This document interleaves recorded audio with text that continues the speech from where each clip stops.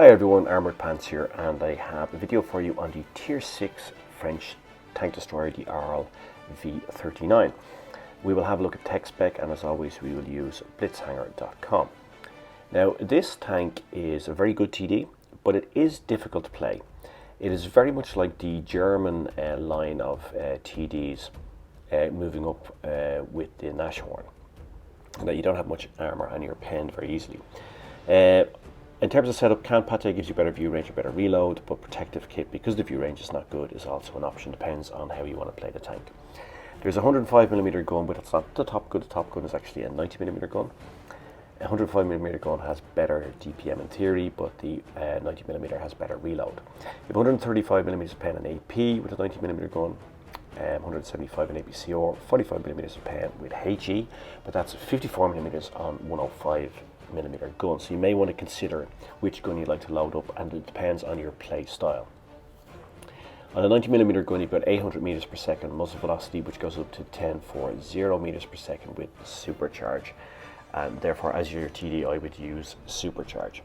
Now in terms of the gun types, if you're sniping, if you're going to play a traditional TD playing behind, you may want to consider a 105mm gun.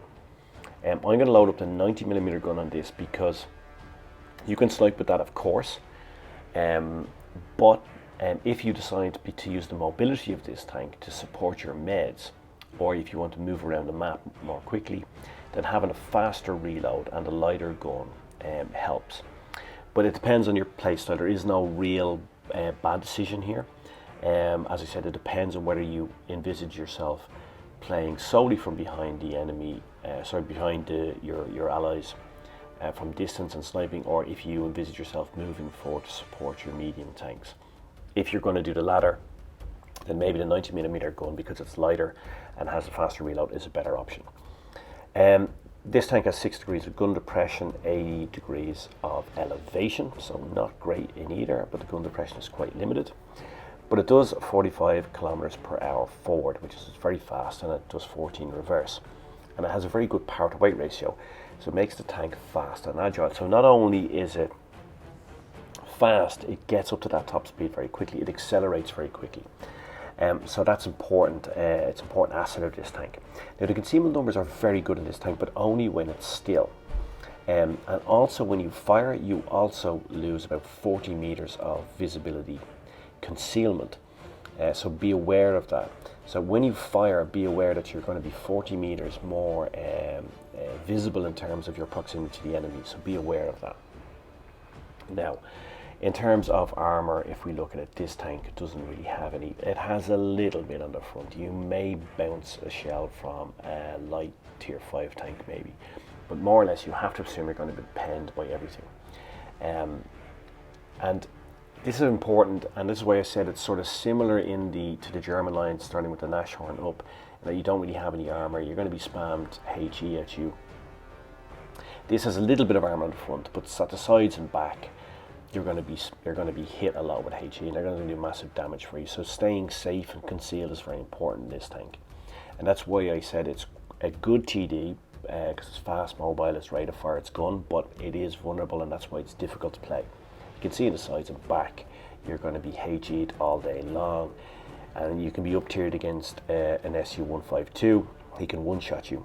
And by the way, when playing this tank, I was one-shotted by an SU-152 with a HE round. Another disadvantage of this tank is this cupola on the top. It's big, awkward, and it sticks out. And an experienced player is going to put rounds through this unarmored piece of the tank all day. So you may think you're protected because you're behind hard cover, but this thing is sticking up over the top and you're going to get smashed. So you need to zoom out when you're in cover to make sure that this top cupola is in cover as well. Many times I thought I was in cover playing this tank, and you get a round smashed into that cupola. It has no armor, so it can even take HE rounds as well. So it's a very vulnerable part of this tank, so please be aware of that. In terms of tactics, you've basically two tactical options. You can sit behind, play a traditional TD role in this tank, and farm damage for your team. And if you're doing that, the 105mm gun is a better option because it has faster muzzle velocity, and it's doing 400 damage points plus when you with per round. But if you also have the option, because the tank is quite fast, of moving to support your meds, using the good traverse and the speed and agility of the tank to support your meds. And if you're doing that, then the lighter 90mm gun with its faster reload is a better option. So they're just things to consider in terms of your options when playing this tank. In terms of setup, let's have a look at the in-game setup that I have on this tank. I'm using 2 repair kits because you do not want to get stuck out in the open in this thing, so I'm running 2 repair kits. I'm not running the canned pate. I decided to go for protective kit instead. But you can see if you run the canned pate, you get a better reload and you get a slightly extended view range, but the view range is not great anyway, so that's why I run with the protective kit, particularly given the vulnerability of the tank's armour. In terms of the loadout, this is with the 90mm gun, by the way, guys. I'm using 39 AP rounds, but actually, having played it a while, I think you can use less APCR rounds. You need less ammo, so you can bump up the number of AP rounds. I use gun rammer because I want to have a faster reload, but calibrated shells is always a good option too for TD. Again, it depends on your play style. If you're going to play as medium tank support, then I would use the gun rammer to get the faster reload. If you're going to sit back and you want to make sure you get the most bang for your buck, then maybe calibrated shells is a better option. I'm also using supercharge, refined gun. I'm using the camo net as well because I'm a TD. I'm using engine accelerator, and I think this is a good setup for a TD. I am using an enhanced assembly as well, because I believe that you don't have much armor, so why not take the extra hit points that could make a difference in the game. But again, if you want to run enhanced armor rather than improved assembly, that's also up to you. It doesn't make much of a muchness in this tank, I believe.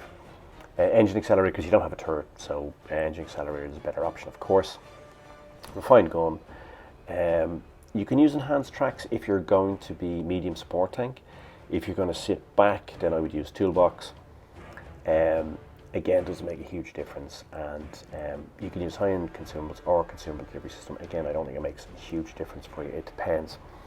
If you are going to sit back and snipe, then maybe high-end consumables is a better option for you. You can see it's a good-looking tank. It's unusual. It's fast, agile, it's fun to play, but it doesn't have much armor, and that couple on the top is very vulnerable. So just be aware of that. Going to have a look at some gameplay, going to have a look at Supremacy game, and it's on Oasis Palms. Now, what I decided to do is here, I check the setup as always.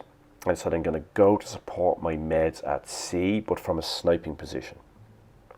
I'm not going to go out into the desert where I'm vulnerable, and there are some big guns in your team. I'm going to go to a traditional sniping position on this map, see if I can support my meds at sea. Hopefully they'll spot up at sea, and then we can put in some supporting fire onto them. A bit like a Formula 1 start here to the race, bit of bumping and pushing. But I eventually get into sea, my sea support position rather. And this is typical TD play, right? A sniping position, I've opened up fields of fire onto sea, and even at a push I can open up fields of fire by moving around onto B. So this is if I'm playing the TD, I often use this position to support my meds. The AMX is moving up here.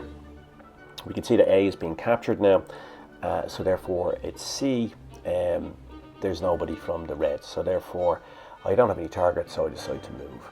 And this is we discussed this before many times in the videos. This is about decision making, right?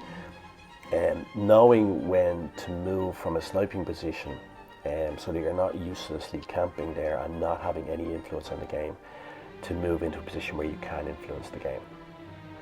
So I decide to move towards B.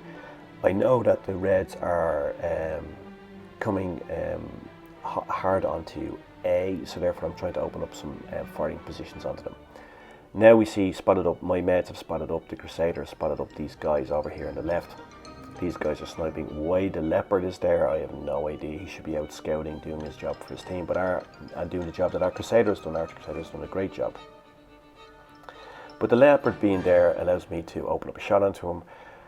drop a nice alpha roll into him, and now we are going to put some rounds into these guys here. Now they're going to slow this down because this is a really beautiful shot here onto the T-3485. Look at this alpha roll, and I put that right into the vulnerable part underneath the turret and the main armor. 568 alpha roll, really nice. Put an AP round into the Nashorn, and now I'm going to I just want to slow that down here to show you how vulnerable the sides are. Not only did I take damage, but I also blew a module, and so the side of this tank is really vulnerable. So just to slow that down there so you can see, getting hit on the sides, you're going to take damage, blow modules, etc. But looking at this tank here, we just see, you know, it is a very mobile tank. It has good gun handling. You saw there was no problem whatsoever putting a nice round into that Nightmare.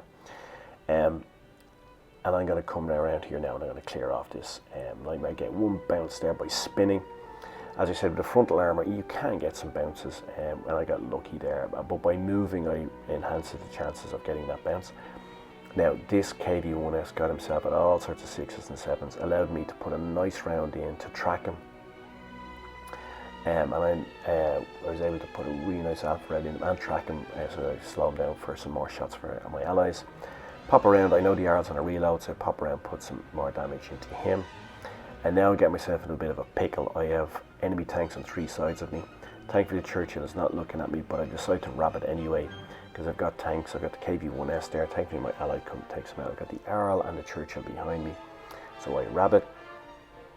Thankfully I'm in a fast tank, so I'm able to get out of there, and then my allies are able to clear them off. So I think a good example of gameplay of this tank, if you decide to go for the more mobile aspect of this tank, 2.8k of damage, 3 kills, and you can see a bit of a carry from me as well, almost over 3 times more damage than the next player on the team, so a bit of a carry there too.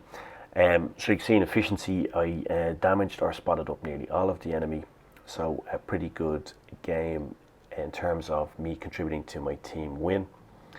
And I think it shows the flexibility and the agility of this tank, but also the versatility of the tank, in that it does offer 2 different types of gameplay. So started off as a traditional TD. When that didn't work, I'm actually able to use the speed of the tank to maneuver into a position where I'm effectively almost like a medium tank, and I was able to carry the game for my team. Sharpshooter, Confederate badge, high caliber and mastery badge delivered as well, and that's all from being so active in the game, taking the fight to the enemy. Those of you who watch my videos regularly, you know that I am quite an aggressive player in Blitz. Sometimes gets me into a lot of trouble, but you know, I do believe that you should take the fight to the enemy. I believe in Napoleon's old adage that you should ride to the sound of the guns, and that worked out in that game. So let's have a recap. I think this is a good TD, but it's tough to play. It has a little frontal armor, but overall not much at all, so you need to be careful. I think that it is, you know, and you saw there, it's not just my thoughts, it is definitely agile and mobile. It gets around the map very easily, as you saw in that game. The 90mm gun or the 105mm gun are both good choices. 90mm, as I said, is better if you could plan to support your meds. You got 1040 meters per second muzzle velocity. If you use supercharge, brings it up from the standard 800. And if you're going to snipe, I would definitely use that. Be aware it only has 6 degrees of gun depression, because if you're firing from hills, your gun elevation and depression is not great. Be aware of that. Sides and back are very vulnerable, guys. You're going to be a HE magnet, especially if you're up tiered. So run 2 repair kits, because you do not want to get stuck in the open in this thing if there's an SU-152 or something else sitting out there. Play safe when you begin with this tank, so sit behind the enemy, sit behind your allies and farm damage on the enemy. But when you get more experience, then you can be more adventurous, as I was in that game. The music is Saint-Cyr, Danse Macabre, and Offenbach, Orpheus in the World, the fantastic Can-Can. So I hope you found it enjoyable. I hope you found it useful. I guess that, you know, with such a diverse tank, you will need to take your time with it. But once you do, you will have lots of fun. So I guess, cheers Mush, thanks for watching, hope you enjoyed it, and I guess all that remains for me to say is pants off.